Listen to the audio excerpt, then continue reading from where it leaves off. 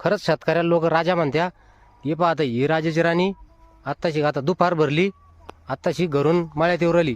आता ये पहा इकडं, तुम्हाला वाटतं खोटं, ये पहा सूर्य कुठं येले, आता 12-1 वाजले, आत्ताशी गाली.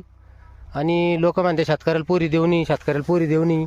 जर खरंच शेती चांगली केली तर ही नोकरीवाल्यापेक्षा बी शेती आपल्याला परवडती. आता पहा तुम्ही, आता 12-1ला येऊन बी सुद्धा तुम्हाला वाटन का ही शेती करत असन म्हणून. नोकरीवाल्यापेक्षा तर राणी मानते सगळं तुम्हाला असं एकदम असं टकाटक वाटतं.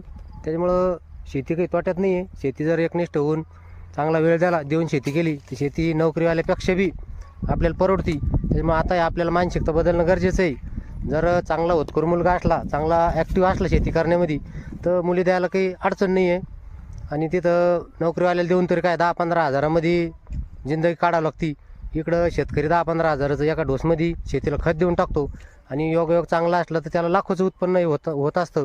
त्याच्यामुळं आपले विचार हे बदलणं गरजेचं आहे. धन्यवाद.